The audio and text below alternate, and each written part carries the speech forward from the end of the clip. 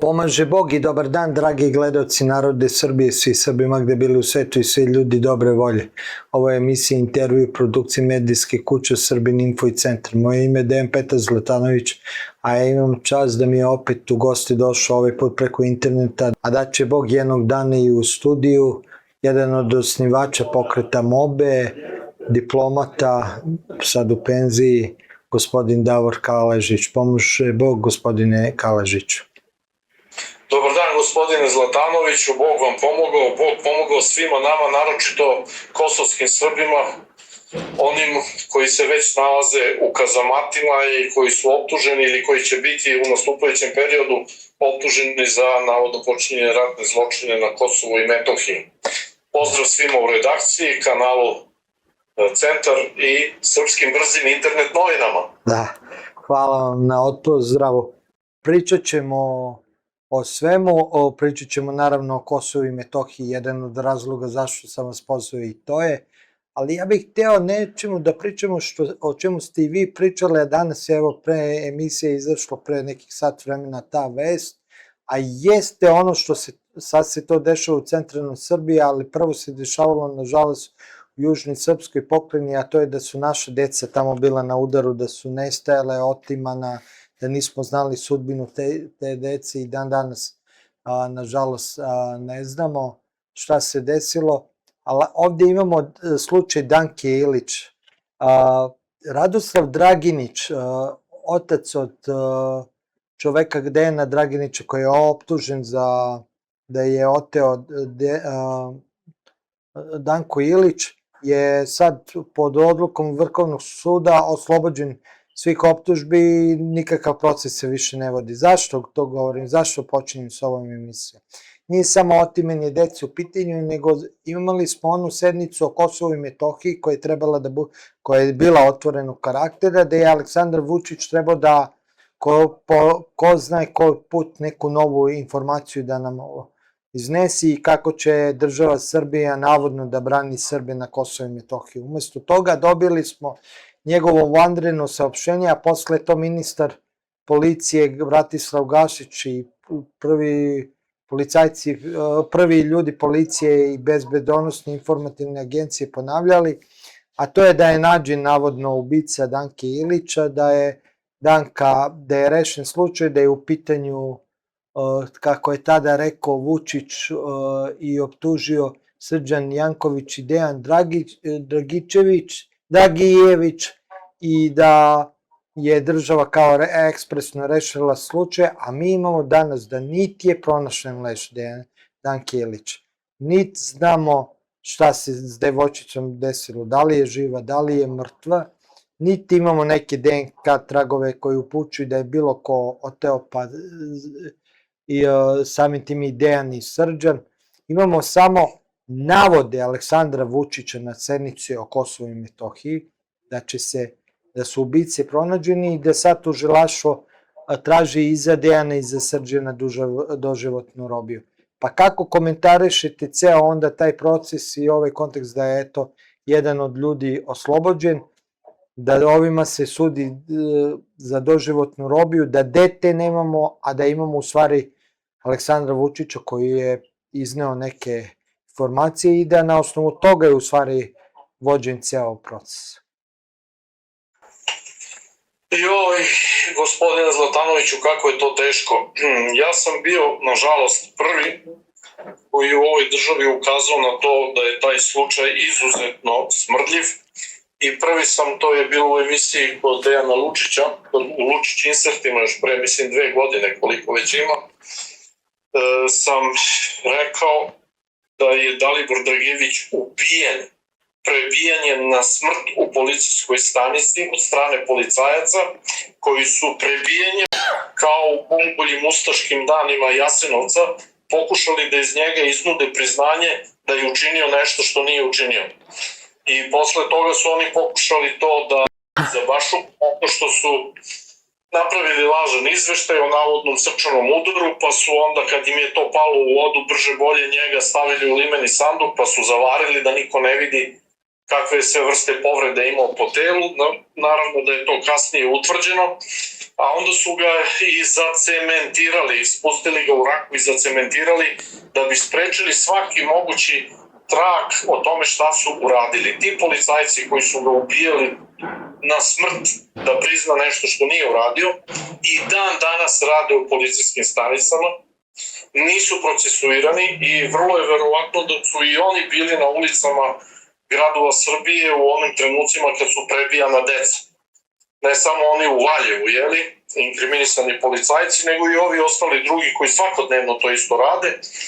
Tako da taj slučaj je dakle ostao nerešeno rešen. Pazite šta to znači. To znači da takođe u jednoj od emisija od pre neku godinu u Glasu javnosti, gde sam nastupao kod Suzane, pre toga sam dobio informacije, slike i tako dalje negde iz Stuttgarta o jednom detetu koje je veoma podsjećalo i ličilo na Danku i Glas javnosti je to objavio, a onda je iz Stuttgarta, čini mi se Stuttgart da je bio, došao strahovit napad neke porodice koja je navodno prepoznala tu svoje dete i krenula u zaplašivanje i zastrašivanje Glasa javnosti. Proje Radić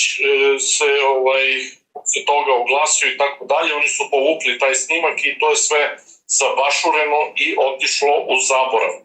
Drugim rečima, postoji ozbiljna osnovana sumnja da je Danka Ilić živa, mi se tome svi nadamo, daj Bože da je tako, a nažalost ovi ubice Dalibora Dragevića do dana današnje, kažem, nisu odgovarali. I ne samo oni, nego i njihovi komandiri i svi oni koji su pisali lažni zapisnik o navodnom srčanom udaru. To su saučesnici u ubistvu.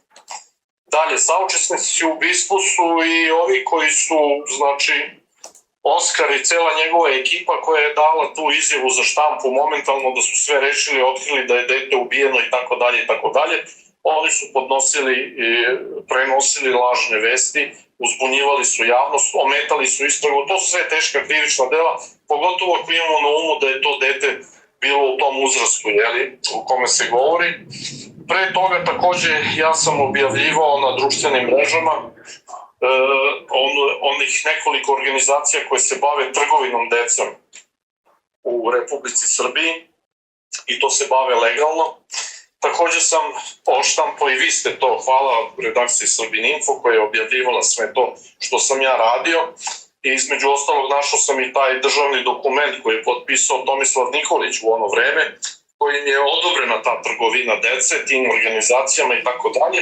I između ostalog bila je i jedna od oglašavanja Slobodno dete, pazite naslova na internetu u okviru te agencije, Slobodno dete.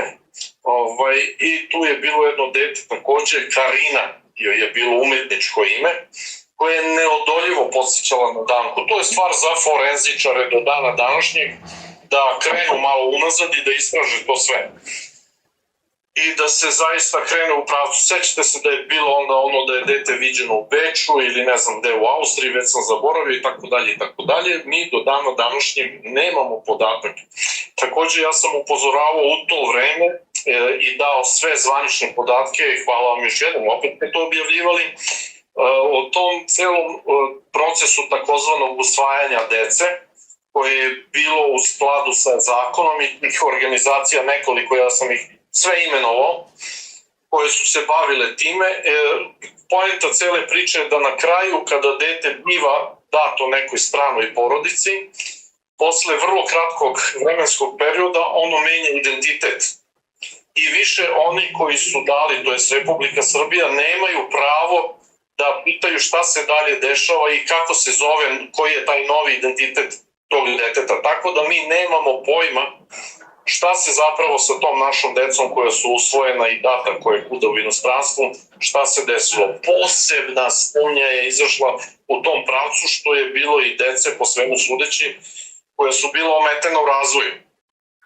I sad svaka čast svima, naročito onima koji su eventualno usvojili takvu decu, to je stvarno neverovatno human čin i tako dalje, ali postavlja se veliko pitanje da li je to sve zaista tako i šta se desilo sa tom decom posle nekog vremena, ali kažem, mi ne imamo pravo.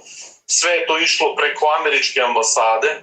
Američka ambasada je izdavala vize i sve ostalo i ona je bila zadužena za promenu identiteta. Od trenutka kad dete recimo biva usvojeno u Sjedinjenim Američkim Državama, u momentu sletanja na tamošnji neki aerodrom, već je čekaju novi papiri i to dete nestaje faktički iz naših evidencija. Sve sam ja to tražio, našao, obradio, dokumentovao, vi objavili i koji pike ništa ne važi. Od tada više dalje nema ništa.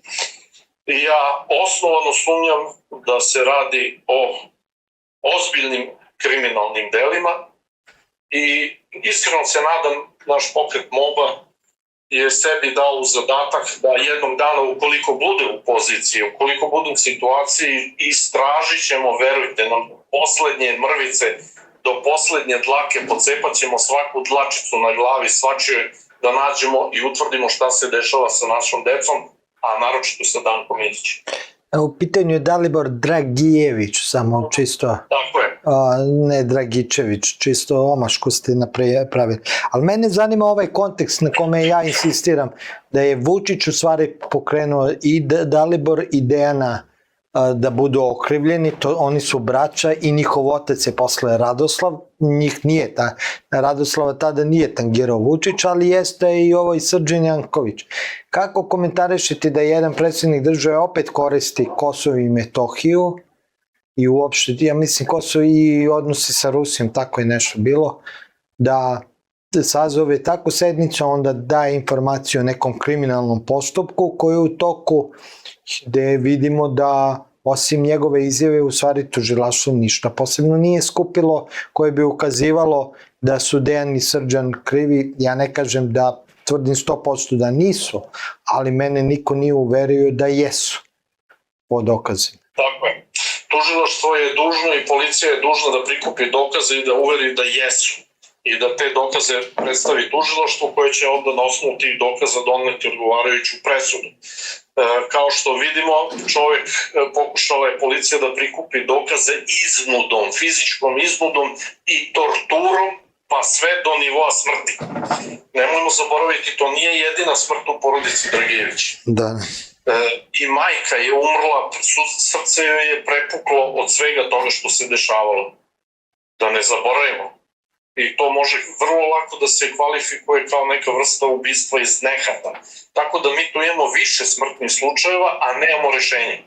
Što se tiče Oskara i njegove cele priče i svih njih, keramičara i tako dalje, koji su učestvovali tog dana i tih dana u celoj toj farsi, oni su žestoko ugrozili istragu, davali su neproverene informacije kao fait accompli, kao svršen čin, počinili su ogromno uznemirenje javnosti, plasirali su lažne vesti, to su sve teška krivična dela, pogotovo uzimajući u obzir ljude koji su to izgovarali i radili. Znate, kad ja i vi nešto pričamo ovde, pa nam neko zameri, to ima jednu težinu, ali kada neko dođe i na televiziji i kaže da je izvršeno ubistvo ili kaže čestitam vam stvaranje zajednice srpskih opština, od sad ćete živeti u miru, zdravlju i veselju otprilike, jeli? To je onda teško uznemiravanje jer kvalifikacija tog dela se vodi na osnovu toga i ocenjuje na osnovu toga ko je to dao. Ako to da neko ko sebe naziva predsjednikom države, onda izvinite, ima to malo veću težinu nego da su dali Kalajžić i Zlatanović. Tako da to je sve trebalo tužilaštvo da odmah procesuira, da bi pred svega sebe zaštitilo. Zašto sebe zaštitilo? Pa da može da radi posao na miru, bez uticaja sa strane, razumete? Da radi profesionalno i nepristrasno. Ovako oni su bili izvedeni na potpuno novi teren i to je pravilo koje važi do dana današnjeg za sve slučajeve koje vrše tužilaštvo, pogotovo VJT, kako se zove. Više javno tužilaštvo. Da. Pa evo, pogledajte samo jedna digresija, profesor Kuzović i ja, pa i vi ste bili prisutni, pravili smo par emisija uživo ispred tog VJT-a. Mi smo predavali krivične prijave protiv Oskara, protiv Koferčeta, protiv Bizona, pa to do dana današnjeg prošle su godine ni jedan jedini odgovor iz višeg javnog tužilaštva mi nismo dobili do dana današnjeg, a predali smo tone par excellence dokaza o tome kakve smo krivične prijave podneli. Tone dokaza smo doneli, pa ono bi slepac rešio do sada, znate. Oni naravno ne postupaju, to je verovatno završilo u fiokama, mi ne znamo gde to je, mi nismo dobili, opet suprotno zakonu, morali smo da dobijemo i kom sudiji je dodeljen predmet i kom tužiocu i šta se dešava ako je odbačeno da nam se dostavi pisanoj formi, kao što smo pisano i predali, da je odbačeno zbog toga nema, ničega, ne postoji ništa. I onda vi vidite da to VJT brzinom svetlosti procesuira, ne znam, Dejana Lučića, kako se zove, tužiteljku bivšu Paunovića, tako više, nije bitno. Znači, vi vidite stvari o čemu se radi, vidi se, to se iz aviona vidi, jasno je kao dan, razumete. To je sve u službi kriminala, a ne u službi pravde. Sad, ajde opet se vraćam na Aleksandra Vučića. Ovih dana imali smo zanimljive stvari se dešavaju, naime i tragične po srpski narod, što je najgore. Prvo imamo na gazovodima da albanski separatisti ruše masovno kuće Srbima i to na severu Kosova gde je do juče, tako reći, bila srpska vlast i gde su ljudi najnormalnije živjeli, gde nema albanskih sela, znači nema ni međunacionalnih sukoba i sve ostalo. U istim tim danima kad se to dešava, Aleksandar Vučić koji je izjavio 2017. čini mi se, ne damo Gazivode, branit ćemo Gazivode i sve ostalo, odlazi na Vidikovac na Kablaru, dovodi trubače, slavi, tu su i ove baklje, kad su 40 stepeni pa bacaju se bakle sa Vidikovca po šumama koje su ispod, a onda ne krijući se, naprotiv čak i snimajući se na kamerama, taj isti Aleksandar Vučić pije pod šatorima, napija se, u pitanju je selo Kalna, ali ne Kalna odakle su Zlatanovići, mi smo iz Crnotravska Kalna, ovo je iz Knjaževca Kalna, koju jesmo mi osnovali, mislim Crnotravci, ali nije to u Kalni, napija se, bukvalno traži rakiju, neće vodu, zapliče jezikom, punje sebe, pa kako komentarišete, ali ne sad kao običan građanin, nego kao diplomata, ajde, koji strani, kako bi onda strani diplomate kad vide takve scene i kad vide takve događaje, a znajući ko je predsjednik državi i koliko ima moć u državi, šta oni mogu i da pomisle o Srbiji kao državi? Pa oni nemaju šta da misle o Srbiji kao državi, oni sve znaju o Srbiji kao državi. Njima je kristalno jasno. Pa uzmite u obzir da su se pojavile vesti, vrlo interesantne, da je u onom ubistvu u 27. prisustvovao neki predstavnici diplomatskog kora. Koliko sam ja uspio da čujem i da saznam, ne znam da li je to 100% tačno, tamo su bili prisutni Belgijanac i Švajcarac. Tako da, ako je to stvarno tako, ako je to istina, šta mislite šta su oni mogli da prenesu svojim državama i šta su te države dalje dopisale u dosije koji se zove vladavina prava u Srbiji, šta misle uopšte o Srbiji. Znači, to je potpuno neprimereno, o tome više nema šta da se priča, čovek je srušio potpuno ustavni poredak Republike Srbije, napravljena je neviđena izdaja autonomne pokrajine Kosovo i Metohija i moram samo još jedan dodatak radi naših gledalaca, pretpostavljam da ćemo se kasnije dosta duže zadržati na tom pitanju Kosova i Metohije. Možemo odmah, da. Da vam kažem, nažalost, od dolaska UNMIK-a 99. godine na KiM, čak ni na severu Kosova i Metohije nije bila potpuna srpska vlast, ali je bila u daleko većoj meri nego u ostalim krajevima Kosova, bilo je uvek dvovlašće. Dvovlašće u smislu UNMIK je bio formalno pravno, tamo su bili razni administratori, konkretno za Severnu Mitrovicu, možemo govoriti o jednom od veoma važnih činilaca tamošnjih, nekom Jerryjem Galuccio, Amerikancu. Uglavnom bilo je dvovlašće, bilo je UNMIK i bila je Republika Srbija. A onda je Republika Srbija izmislila šemu, pazite sad, to je vrlo interesantno, da ljudi koji su zaposleni u srpskim institucijama, opštinama i tako dalje, istovremeno polako ulaze i u paralelne institucije koje je osnivao UNMIK. I to se zvalo i kasnije eskaliralo u ono što se zove integracija. Sa sve onim briselskim i pre toga krenulo je sa Borkovim, pa je onda nastavilo s briselskim jednim, drugim, trećim i svim ostalim sporazumom, da ne pričamo i ne gnjavimo ljude po tom pitanju. Znači, bilo je dvovlašće, da je bilo isključivo samo državno, onda bismo mi danas pevali potpuno drugu pesmu, a i tamo Šćiptari, to je pravilni izraz, jer se zove država Albanija Šćiperija i oni se međusobno zovu Šćiponje i Šćiperi i kada se nađu na ulici kažu gdje si Šćiptar, tako da nema tu ničeg pežorativno i ovi algoritmi koji su izmišljeni, to sve treba da vam kažem, to su sve najobičnije i ne znam kakve druge političke gluposti, ali uglavnom to je pravi rečnik koji treba upotrebljavati jer to je njihov originalni rečnik. To nije ništa pežorativno i ništa izmišljeno. Za razliku od onog što oni kažu za Srbe škije, zvane svinje. Tako da, evo, to je to. Znači, dvovlašće je bilo i Srbija se odrekla dvovlašća jer je u međuvremenu sve više integrisala svoje ljude i svoj narod u kosovski pravosudni poredak.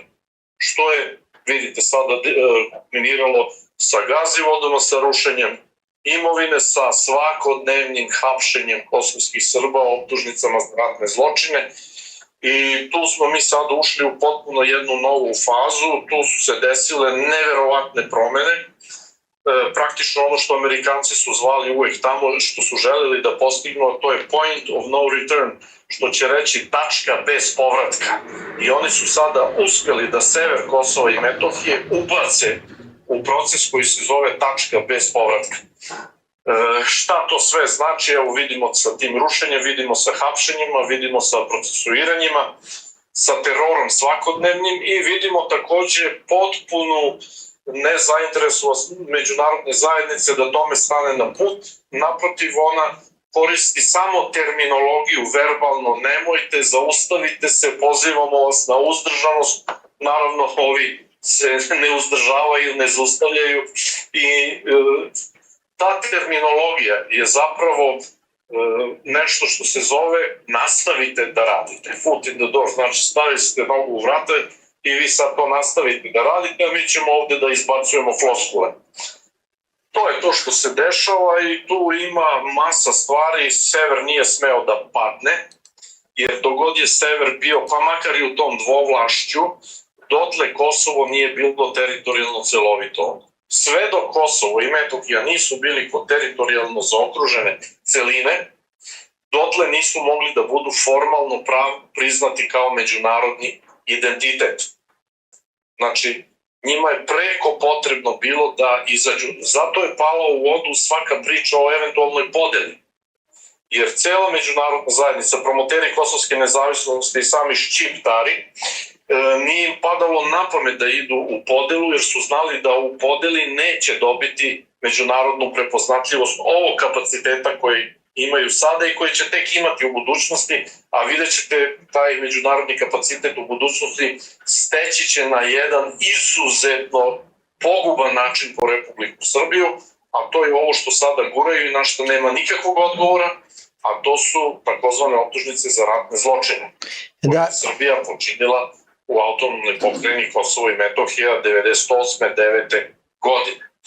Tako da to će izaći i na ratnu štetu i na rezoluciju o genocidu i na sve. Ja sam o tome pisao, pričao, hvala vama. Takođe ste objavljivali, naravno to ovde nikoga u Srbiji ne interesuje, odnosno oni koje interesuju i koji znaju za taj razvoj situacije, oni ga ćutanjem podržavaju. Ćutanjem ga podržavaju i vi vidite da nema reciprociteta. Da, evo, podsjetite me vi, ako možete, kada je poslednji put bilo ko u Srbiji pričao nešto o zločinu koji se zove Žuta kuća. Kad je to izašlo na dnevni red bilo kome na usta i bilo gde? Nema, znači svi ovi Šćiptari su pušteni još za vreme Koštunice i Tadića.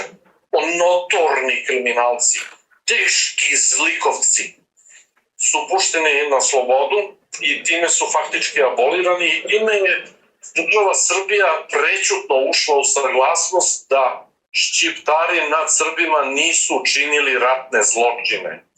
i tome u prilog ide i ovo ćutanje o žutoj kući.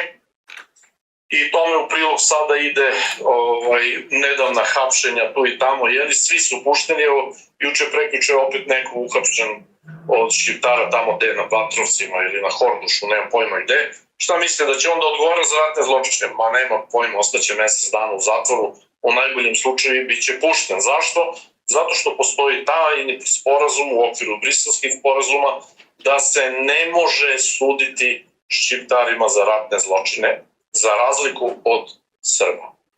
Sad imamo jednu zanimljivu, mislim isto u tom kontekstu tragičnu stvar, da je general Momir Stojanović, koji je nekad bio i na čelu Vojne bezbednosne agencije, jeste bio i u SNS-u, ali se odvojio, sad je veliki kritičar SNS-a, o tome nije više deo sistema, ali dobio i on koji je prošao sve provere Haškog suda, bio čak i svedok odbrane pred Haškim sudom, znači nije optužen, dobio je sad poziv od ratnog tužilaštva za ratne zločine u Beogradu. Istovremeno i u Beogradu se masovno dele ti pozivi za ratne zločine, ne samo naše tužilaštvo u Beogradu, nego dolaze i sa Kosova od strane tih separatističkih albanskih sudova. Kako komentarišete, da li je to povezano i sa podrškom koju ratni veterani u velikoj većini daju studentima ili je nešto drugo u pitanju? Ne, potpuno je nešto drugo u pitanju ovo što sam vam već rekao, znači ide se u pravcu osude Srbije i usvajanja rezolucije o počinjenom genocidu na Kosovu i Metohiji, naravno od strane Srba prema Šiptarima, i onda to je onaj mirror efekt ogledala ove rezolucije Srebrenica. To će ići tim putem i na taj način, pa će otići do generalne skupštine, pa će tamo pola glasati za, pola protiv ili već kako. Uglavnom ta stigma ide. I onda kreće, kad se to usvoji, onda kreće, masa ljudi je već zaglavila doživotne robije, masa ljudi. Ovi ostali će također, nema nikakve dileme, biti osuđeni na doživotne robije ili na 15-20 godina zatvora. I kreće plaćanje ratne štete. Srbija mora da plati onda ratnu štetu Kosovu, ako je činila ratne zločine i sve ostalo, pa ima da plati ratnu štetu. To ide u tom pravcu. I to je agenda koju je Oskar zacrtao i koji ima zadatak da odradi, zato ga drže, zato mu produžavaju život svakog dana, da ostane na vlasti i da dovršava taj proces. Što se tiče ovog vezanog za Momira Stojanovića, evo imam tu nesreću, ali istovremeno i zadovoljstvo, da srpskim brzim internet novinama, kanalu Srbin Info, produkciji Centar i svim našim gledalcima koji sada ovo prate i koji će pratiti u budućnosti, kažem neke stvari koje do sada nisu imali prilike ni od koga da čuju, niti će čuti, a radi se o sledećem. Kao što znate, ja sam skoro 20 godina proveo tamo i između ostalog radio sam i u toj sekciji ratnih zločina, radio sam i kao oficir za vezu između koordinacionog centra u ona davna vremena i OEPS-a vladavine prava, odelenja vladavine prava i ratnih zločina. I mi smo u to vreme imali žestoku akciju vađenja Srba iz kosovskih zatvora i oslobađanja od optužnica tih inicijalnih za ratne zločine. Počevši od slučaja Dragana Nikolića, Momčila Trajkovića, ne ovog političara Momčila Trajkovića, nekog drugog i tako dalje, Jokića, da ne nabrajam, bilo ih je desetine i desetine. I svi su osim jednog oslobođeni u ta vremena. Ali to je bila ozbiljna državna akcija i ozbiljna pripremna akcija i veliki napori i veliki dobrovoljni i dobrotvorni rad jedne grupe advokata iz Srbije koji su dobrovoljno pristali da idu na Kosovo i Metohiju, koje sam ja sa još jednim kolegom štitio, obezbeđivao im transport, dokumenta i tako dalje. Drugim rečima, ja sam u toj stvari od prvog dana bio duboko umešan, u smislu znao sam sve šta se događa i u kom pravcu ide. Sad ovako, da vam kažem sledeće. Kancelarija Interpola postoji i postojala je i u moje vreme i sada još uvek u sedištu UNMIK-a u Kosovom Polju. i ta kancelarija Interpola je bila ispod moje kancelarije, slučajno sprat niže, i mi smo jednom dnevno ili jednom nedeljno, u zavisnosti od potrebe, imali neke zajedničke koordinacione sastanke. Zašto kancelarija Interpola? Zato što je Interpol bio izuzetno zainteresovan, kako onda tako i danas, da što više sazna o kosovskom kriminalu. Radi se dakle prvenstveno o kriminalu. Imali smo svakodnevne podatke o svemu, imali smo briefinge, bili smo upoznati 100% o tome kad se ko nakašljao i šta je radio na Kosovu i Metohiji. Brižljivo je to Interpol beležio i dostavljao svoje centrali. Kosovo je u više navrata do dana današnjeg pokušalo da u skladu sa ovim sporazumima koje je izdajničkim, koji je potpisao Beograd, da pristupi Interpolu i da dobije permanentno i članstvo, međutim nisu uspjeli. I onda su tražili alternativne načine kako da pristupe Interpolu, da bi preko Interpola mogli da plasiraju te svoje optužnice za navodne ratne zločine.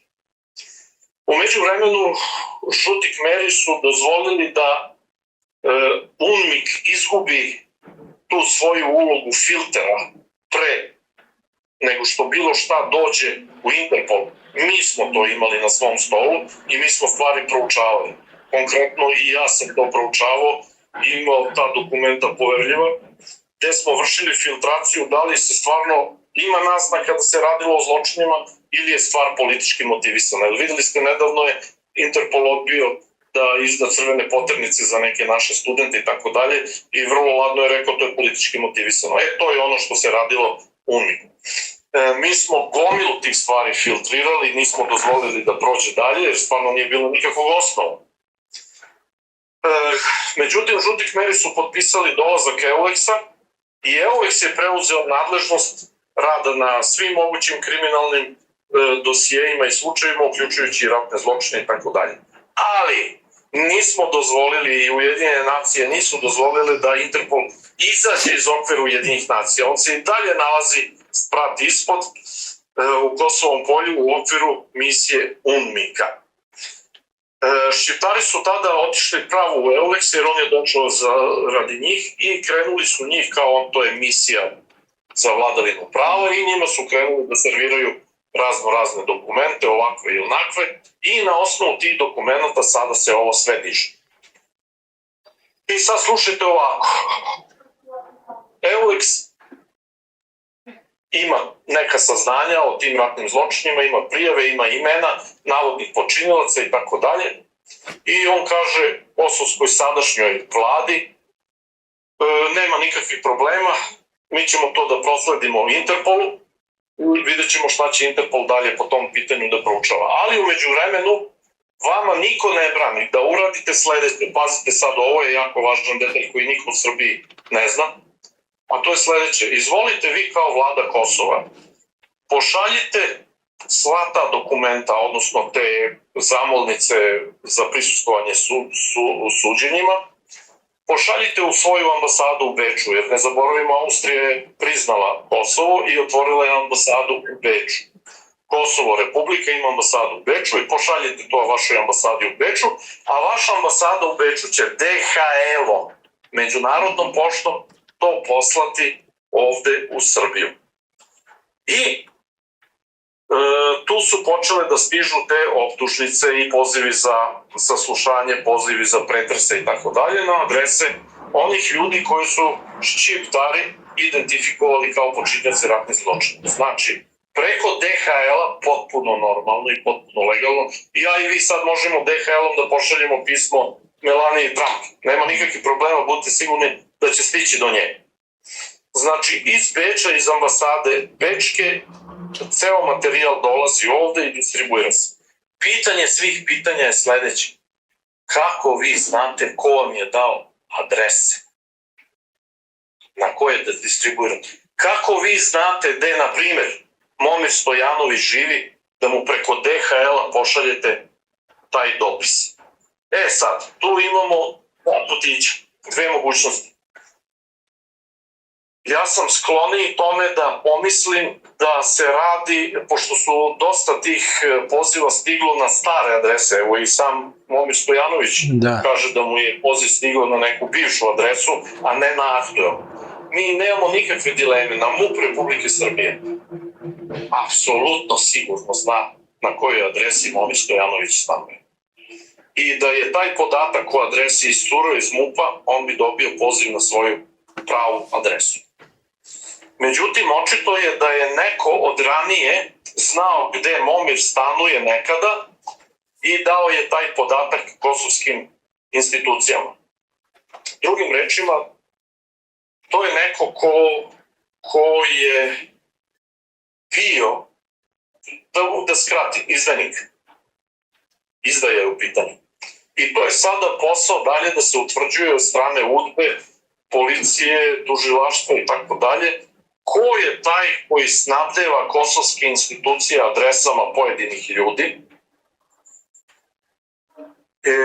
Očito ti ljudi nisu updateovani sa svim adresama, ali sa velikom većinom jesu. Još nešto što ne zna niko u Republici Srbiji, osim par ljudi, neki od njih više nisu živi, to je sledeće. Republika Srbija je dobila od UNMIK-a spiskove svih ljudi koji su kosovske institucije teretirali za navodno počinjene ratne zločine. Međunarodni vrhovni tužilac Kosova bio je neki Amerikanac koji se zvao Michael Hartman i Jevrein. Michael Hartman je dostavio Republici Srbiji spisak svih ljudi koji su bili u tom trenutku optuženi ili osumnjičeni da su počinili ratni zločin. Taj spisak je imao 110 strana i 110 imena. Jedna A4 strana sa jednim imenom i prezimenom i mestom navodnog izvršenja zločina, načinom i svim opisima, izjavama svedoka koji su tome navodno prisustvovali i tako dalje i tako dalje. Ti svi dokumenti su se pravovremeno i odavno našli u posedu i UDBE. UDBA to sve ima. Postoje ljudi u UDBI za koje sigurno znam da su to imali i da su to dobili. Ja ću navesti njihova imena, ne znam ko je od njih živ, ko nije živ, ko je u službi, ko nije u službi. Savskog venca, Manić, Zec, Koprivica i tako dalje, da ne nabrajam, Bojan i svi ostali. Znači, tu postoji potpuno saznanje države Republike Srbije o tome ko se i zašta tereti i to se zna već 2 decenije unazad.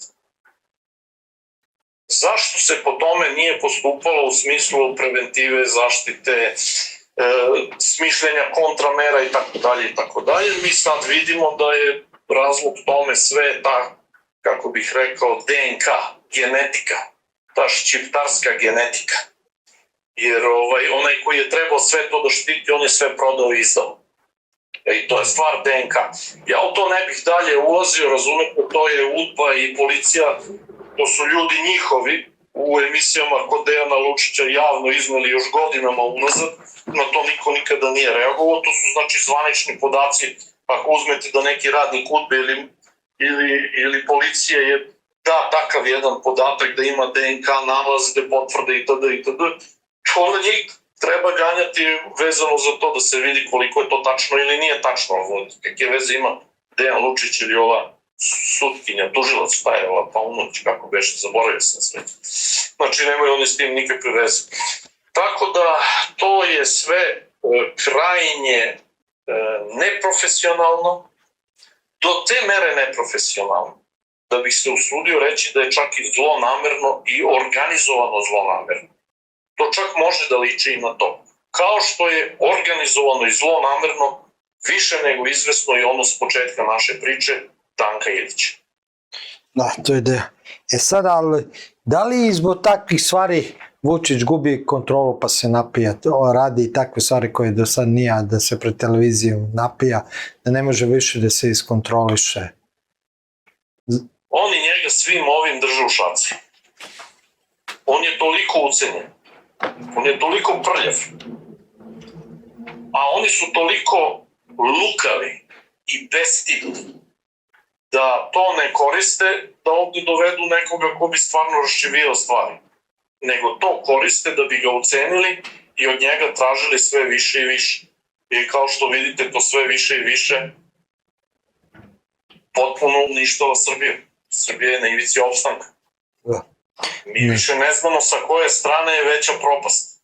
Da li je veća ekonomska propast, da li je državotvorna propast, da li moralna, kriminalna, rudarenje, ovo, ono i tako dalje. Mi smo došli na ivicu egzistencije. Srbija se po meni nalazi na ivici opstanka kao nikada do sada. I to je ozbiljan crveni alarm. U prilog tome i težinu svega toga još pokazuje jedan užasan detalj. A to je da je većina opozicije, naročito kompletna skupštinska opozicija, u suštini na istoj liniji sa izdajnicima. Jer niko od njih se ne bavi ovim pitanjima na pravi način, a koji je pravi način kako ja to vidim ili kako vidi to naš pokret MOBA, to možemo dalje razgovarati ako bude interesa za tako nešto. A ne, evo, kažite ko je pravi način. Pa pravi način je ovo sada što se tiče izbora.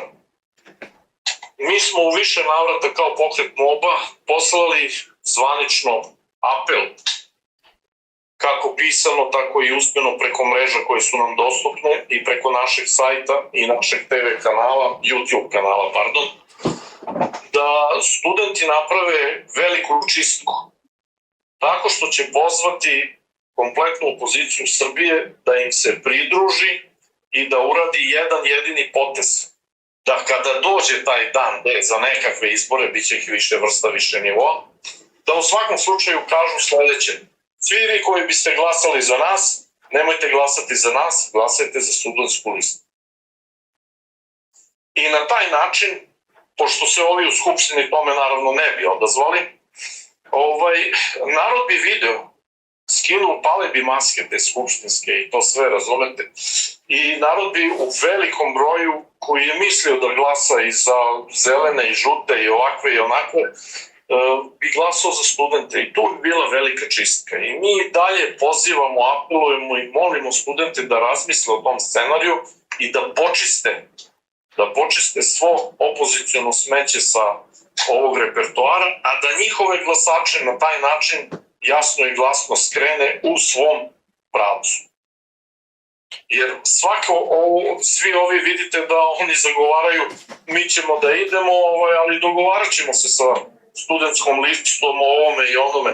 Ma nemate vi šta da se dogovarate, imate da pustite ili bezuslovnu podršku ili da se gubite sa ove scene, jer ste svi vi doprinili tome. Pa ste, Kosovo nije propalo juče. Kosovo je propalo prvo kapitulacijom Miloševićevom, pa onda posle toga prodajom žutih. Još jedan detalj tu i ovo sada, to se dešava totalna izdaja. Vodite računa o sledećem. Vi koji dobijate te pozive iz takozvanih kosovskih institucija, da pristupite sudovima i da praktično odgovarate za navodno počinjene ratne zločine. Vodite računa o sledećem. I Koštunica i Tadić su prodali sve Srbe Haškom tribunalu. Neki od njih su prodali i bukvalno, kao Radovana Karadžića, za pare. Slobodana Miloševića, za pare. Nemojte misliti da vas i ovi ovde sada neće isto tako prodati.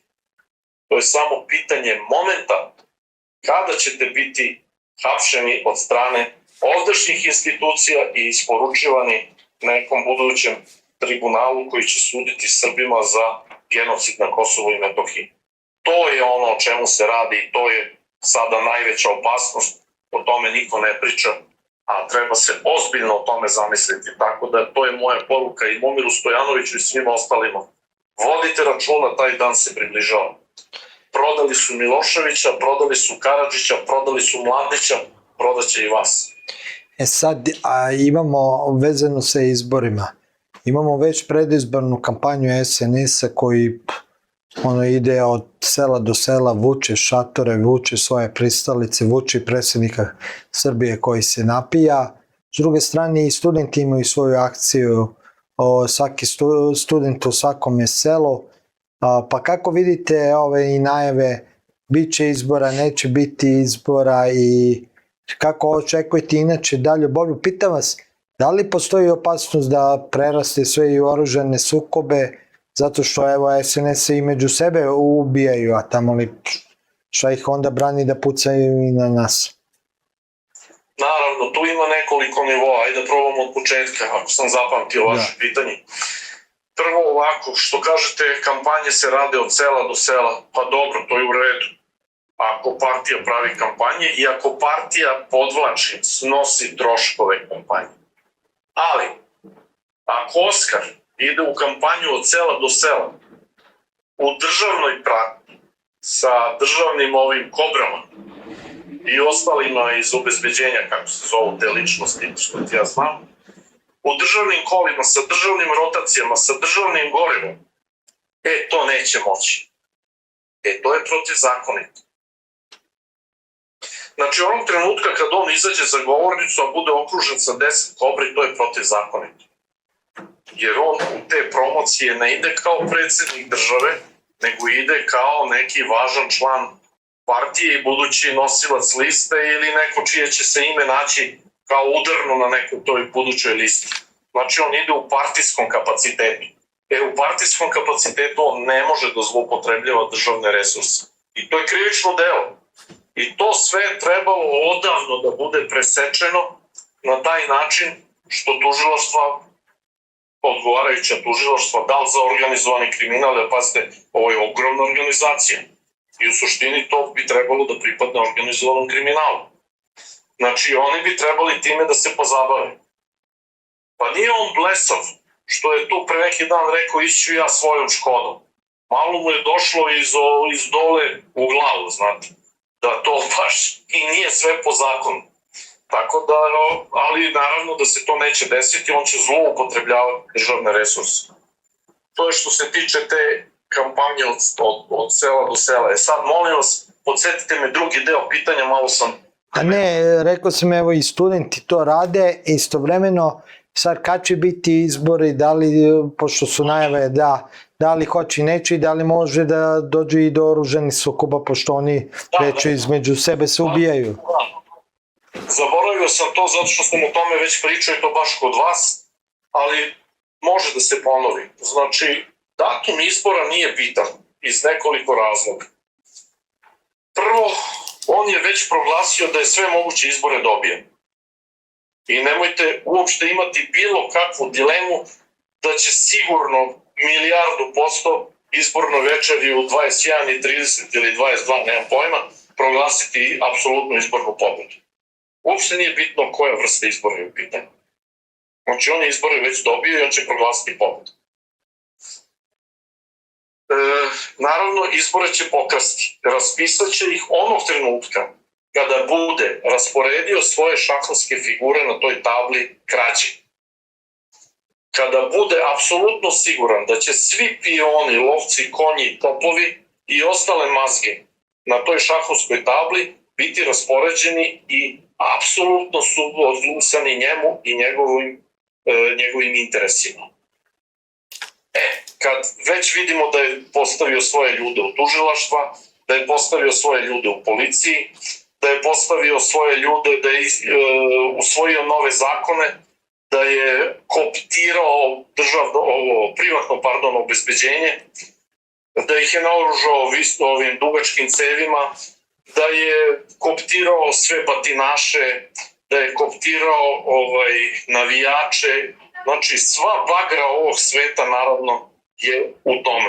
Evo, videli ste juče prekjuče kad beše u Kruševcu, policija zaplenjuje onaj transparent studenti pobeđuju.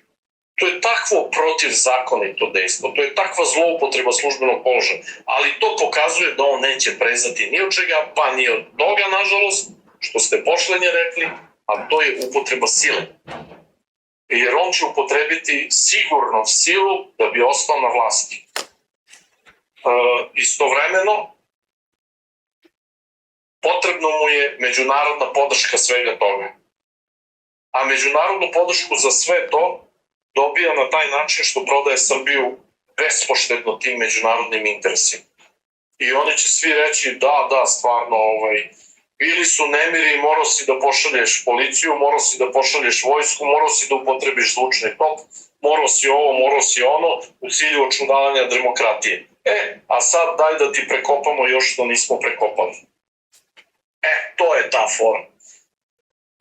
Šta studenti u tom smislu mogu da urade? Pa mi zažvalave smo i dobismo penu na ustima u mobi, pričajući o svemu tome i davajući neka rešenja. Mi smo rekli, ne imamo neki plan u 6 tačaka, to je Dragaš ponavljao ko zna koliko puta, to ima i na sajtu i na YouTube kanalima i tako dalje. Završni čin je generalni štrajk. Poštovani građani Srbije, da bi krenula, Srbija mora da stane. A da bi stala, mora da se pruži otpor. A pružanje otpora nije krivično delo, brisano je. Dakle, svi građani Srbije koji žele da žive jednog dana, može biti u jednoj Srbiji u kojoj će biti vladavina prava na svom mestu, moraju da shvate da moraju da pruže otpor. Najbolji način i najbolji vid pružanja otpora je generalni štrajk. Ako studenti budu uspeli da svoju izbornu pobedu, a ja nemam nikakve dileme da će oni uspeti da naprave pobedu ukoliko budu pametni i ukoliko budu počistili opoziciju na način na koji mi to kažemo i ukoliko budu napravili još jedan potez za koji mi smatramo da je neophodan za pobedu, a to je da na studentskoj listi budu samo studenti. Nema nikakve kontaminacije. Nema ni mene, ni Dejana, ni Žike, Pere, Mike, ovoga, onoga, nema nikoga, samo studenti. To neka izaberu, hvala Bogu, Beogradski univerzitet, beogradski studenti i te kako imaju i pametnih, i lepih, i veoma uspešnih, neka izaberu između sebe najpametnije, njih nekoliko, najuspešnijih i tako dalje, i neka ih stave na listu. Ja ne vidim koji će to građanin Republike Srbije osjećacija glasati protiv njih.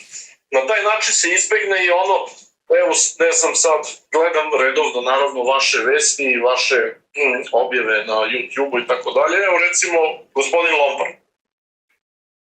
Nekome se sviđa, nekome se ne sviđa.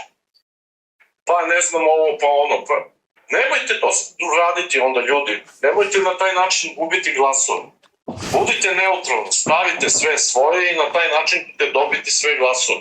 Znači, neko ko je mislio neću da glasam za Lompara, on će sad doći pa će glasati za studentsku listu ako na to i ne bude. Mislim, uzeo sam samo gospodina Lompara kao par excellence primer koji se najviše provlači kroz medije, a nije to ništa lično, naravno. Nego generalno kao sistem i kao tip odgovora koji studenti treba da urade da bi apsolutno sigurno dobili izbore, i to ne bilo kako nego ubedljivo. Jer ovo nije samo više studentska lista, studentski izbori, ovo su izbori za opstanak Srbije gde svi građani Srbije moraju da uzmu tu vrstu odgovornosti i da daju glas najjačem. A jačeg od studentske liste nema. Oslabit će sebe ako se budu kontaminirali spoljnim imenima. To će biti propast i to će biti istorijska neodgovornost ako mi u mobi smatramo. Da, ali kad smo kod SNS-a i Vučića, da li Vučić još može imati tu kontrolu što vi kažete da raspoređuje šahovske? Pitam zato što sam ja svedočim iskustvo, makar za Kosjerić i Aranđelovac, da mu se prvi put desilo nešto što mu se nikad nije dešavalo, a to je Kosjeriću da mu je pred same kraje izbora na jednom izbornom mestu da su ljudi otišli, a u Aranđelovcu na 2 izborna mesta na početku mu nisu došli, pa su zato i kasnili izbori, jer nisu imali predstavnike i sve ostalo. U Zaječaru ne može zato skupštinu da napravi, da on prvi put na terenu nema 100% kad su samo lokalni izbori, a tamo li kad budu republički kontrolu. A evo imamo i ova ubistva u restoranu 27, pa Veselin Minić tuži Krička. Govorimo o tome onda o nekom tom sukobu što se priča Gašić, Vučić, koji, ok, oni... To je interno lešinarenje, to njihovo međusobno interno lešinarenje oko deobe plena i smeštanja raznoraznih kriminalnih afera i svega ostaloga, opet sa istim ciljem, da te smaknem sa funkcije da bi uzeo i tvoj deo plena. O tome se radi, to što se toga tiče. Ma, ljudi Boži, nemojte, pa stvar je jako ozbiljna. Ovde se radi njemu, on ima perspektivu i on to sagledava i svoje, stavimo se u njegove čizme. Za njega je to pitanje života i smrti. Jer toliko krivičnih dela ima za sobom, da nema nikakve dileme da bi u nekoj sutrašnjoj vladavini prava on morao da odgovara za to. A ako odgovara, sigurno će dobiti i rešetke, a iza rešetaka džaba mu sve milijarde. I ne samo njemu, nego svima u njegovom okruženju, a toga ima baš mnogo. Tako da nema nikakve dileme da će on, bez obzira na to ko je izašao od njegovih ili ne izašao na izbore, on će krasti. On već u startu je pokrao Srbiju za 1.150.000 glasova umrlih koji se nalaze na glasačkom spisku i koji već sada su glasali za njega. On je već vodi sa 1.150.000 prema 0 spram svih nas ostalih. Znate koliko to mi treba, koliki napor treba da bude uložen da bi se došlo do nerečenog rezultata samo u tom segmentu. A gde je ovo preko što će dovesti ove gnu glasače, što imate po 20, 30, 50 ljudi na nultoj adresi, što je doveo sad ova državljanstva, vidite da MUP neće da podatak koliko ljudi je dobilo boravke i državljanstva i na kojim adresama, neće da daju, zato što su to desetine hiljada u pitanju. To su strašne izborne manipulacije građana. Drugo, pazite, on može, ne postoji taj novac koji on ne može da da svakom pojedinačnom glasaču, mu kaže evo ti 10.000 evra idi glasaj za mene. On može takvih 1.000.000 da nađe da svakom da po 10.000 evra, šta ga briga. Pa mi plaćamo to, ne plaćamo oni svog džepa, znate. To mi plaćamo kroz ove kredite, oni uzmu te kredite, to su novci namenjeni za to. Znači, svi mehanizmi i na kraju krajeva, poslednji, ali najvažniji, dobro, krao je. Studenti su tamo imali zapisnik, na svom zapisniku su dobili, zapisnik koji je stigao u RIK, pročitao je RIK, nisu dobili studenti. I studenti šta će da rade? Moraju da ulože žalbu. Pa kome će da ulože žalbu? Pa njegovim sudijama, njegovim institucijama. Zato on ovoliko lomi pravosuđe i postavlja svoje figure, svoje topove na ta ključna mesta.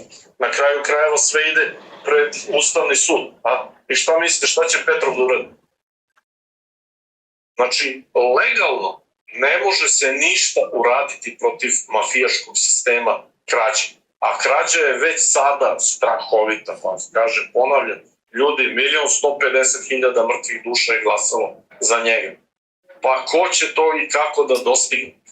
Zato mi apelujemo na studente da počiste ovu scenu opozicionu i da pokušaju da sve te glasove stave u svoj koš.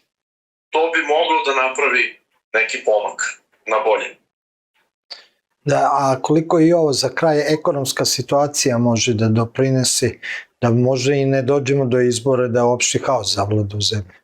Pitam, evo imamo i elementarnu nepogodu, inflacija je svuda u okruženju, nije samo kod nas. Da. Generalno svetski tokovi ne idu nikome u prilog, pa ni nama. Znači, inflacija svuda razara, migranti razvaljuju, videli ste sad ovu krizu u Španiji, pogledajte kako izgledaju ulice Londona, Pariza i da ne nabrajam dalje. Znači, što se toga tiče, nemojte da brinete, svima je loše, neće ni nama biti po tom pitanju dobro. Ali on je već taj problem amortizovao. Pogledajte koliko je u poslednjih 10 dana, 2 nedelje podelio nepostojećeg. Odakle taj novac? Ajde, nek mi navede bilo ko, poštovani gledalci, evo sad vama pitanje, navedite mi u komentarima neku srpsku firmu koja uspešno posluje, a da nije pod ćaci budžetskim jaslama. Da vidimo ko je šta proizveo, ko je šta izveo. Da vidimo od čega žive. Nema, znači radi se samo o kreditima. Krediti. Sad je on uradio i drugu stvar, povukao od svojih ćacija, povukao je veliku lovu, rekao da moraju svi ovi milijarderi i milioneri da se učipe, mora da se učipe, jer je u pitanju i njihov život. I njihovo je, nije, ko veli, ako padam ja, a kako ide u onom filmu, ako mrem ja, mreš i ti. Kako je bilo ono, sekulo? Da, ali imamo, evo, kad ste rekli imigranti, evo sad je Turčin ubio u Ruskinju, među vremenu imamo sve češće napade na naše žene, ogroman priliv stranih radnika koji niko ne kontroliše. Da, to su sve njegovi ćaci, ali to je katastrofalno. Ja sam kod vas naravno pročitao na internetu tu vest, kaže Turčin ubio Ruskinju i ja sad tražim gde se to desilo, da li se desilo u Istanbulu ili u Moskvi. Kada ovo desilo se u Srbiji? Borči. Da. Ja sam ostao zapanjen sam ostao, razumem. Ali, evo, Damjan Knežević kod vas, nemam ja tu šta da ponavljam, ni da dodajem, ni da oduzimam. Čovjek je sve lepo rekao. Mila Alečković sve lepo dijagnostikovala, rekla o kakvoj se dijagnozi radi i šta treba raditi što se tiče medicinskog postupanja i tako dalje. Tako da, to će biti sudbonosna stvar. Mislim da je malo ljudi u državi Srbiji uopšte svesno koliko je ovo sudbinski ozbiljna, kriminalna situacija koja preti potpunoj destrukciji. Mi smo izgubili granicu, mi smo izgubili suverenitet, izgubili smo vojsku, policiju, pravosuđe. A on kaže da imamo, izvinite, 50 puta jaču vojsku nego JNA, to je rekao Vučić juče. Pa kad je tako, nek ide, neko slobode Kosovo i Metohiju, nemam ništa protiv. Aplaudirat ću im prvi, pridružit ću se, imam 70 godina, ali javit ću se kao treći pozivac. Uzgled budi rečeno ovim komentatorima, ćacima koji kažu da ne veruju ljudima sa crnim naočarima, žao mi je, gospodo, imao sam zdravstvene probleme, nekoliko operacija očiju i ovo je medicinsko pomagalo i sredstvo, a ne, kako se zove, Kajmanska ostrva. Ne javljamo se sa sunčanih plaža Kajmanskih ostrva i tamnim naočarima. Zdravstveni problem je u pitanju, gospodo. Znači, nemamo vojsku, što je najgore. Pa ja ne znam, pa uzmite zakon o vojsci, pa i da ne kažem ustav.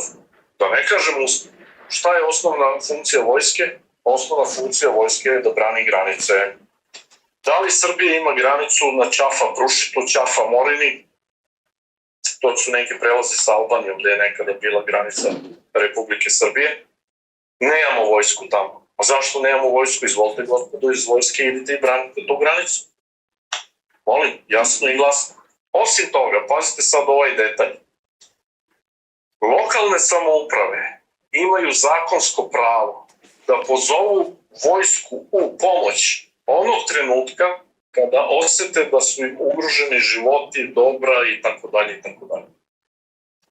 Hipotetički rečeno, kada Srpska lista ne bi bila šćiptarska lista, i kada ne bi u svom programu i statutu napisala da radi u skladu sa Ustavom i zakonima Kosova, a trebalo ih je odmah sve uhapsiti zbog toga, kada bi oni uzeli pa napravili jedan dopis i rekli ovde, gospodo, dođite i zaštitite jezero Gazivode, zaštitite našu imovinu, zaštitite manastire, jer i manastiri spadaju u državnu imovinu, bez obzira što je crkva odvojena od države, jel? Da vidimo onda šta bi vojska radila. Šta vojska radi? Evo, ja postavljam pitanje, šta je radni dan jednog vojnika? Imali smo nedavno slučaj na VMA, 2 dana mrtav čovjek u WC-u na VMA. Niko nije uspeo da otkrije mrtvog čovjeka 2 dana. Je li neko zbog toga ražalovan? Je li degradiran? Je li odgovarao? A šta je s ovim novinarom za koga stvarno ne znamo? To će biti predmet postupanja. Da, to će biti predmet postupanja, da vidimo mi kako bre to ljudi umiru u zatvorima. kako onog čoveka upiše u policijskoj stanici, onog drugog u Starom gradu, tu dole kod vas, on ostade, da izvinete na izrazu, bez jaja. Tamo ga šutirali, ubijali, prebijali i išao na hitnu operaciju testisa, je li tako bilo? Kako je onaj u Padinskoj skeli završio na metru? Pa to me podsjeća na Đorđa Martinovića. Ljudi su zaboravili 1985. godinu kad su Šiptari silovali Đorđa Martinovića, radnika doma armije, mislim da je u Gnjilanu bio, ako se dobro sećam, i ubili ga tako što su mu nabili flašu u šmar. Tako? Čekaj bre vojsko, šta je bre to je? Kakva crna vojska, kakvi patračke? To su sve topovi, konji, lovci na šahovskoj tabli Oskara. Gospodine Kaležiću, hvala vam što ste još jedan podali intervju za Srbin Info i Kanik centar. Hvala vama na vremenu, još jednom srdačan pozdrav svim našim pratiocima, svim vašim pratiocima, celoj redakciji, produkciji Centar, do sledećeg viđenja. Hvala. Dragi gledalci, ovo je bila još jedna emisija produkcije medijske kuće Srbin Info i Centar. Moje ime je Dejan Petar Zlatanović, s nama je bio profesor Davor Kaležić, jedan od osnivača pokreta MOBE za narod, za Srbiju ove godine na celom Kosovu i Metohiji, tamo gde je srpski narod, tamo gde su ljudi dobre volje i u Prizrenu i tamo gde su studenti, naravno sve vas Bog blagoslovi i od zlog spasio s Bogom. Pomaže Bog, braći i sestre, svi Srbi magde bili u svetu i svi ljudi dobre volje. Vi se nalazite na kanalima Srbin Info i Centar. Ovom prilikom želim da vas informišem da je YouTube omogućio pretplatu na našim kanalima. Time ostvarujete neke od pogodnosti. Također, ako želite da pomognete rad naše redakcije, možete uplatiti donacije preko platforme Patreon ili direktno na naš devizni ili dinarski račun firme. Instrukcije za plaćanje možete naći u opisu svakog našeg videa.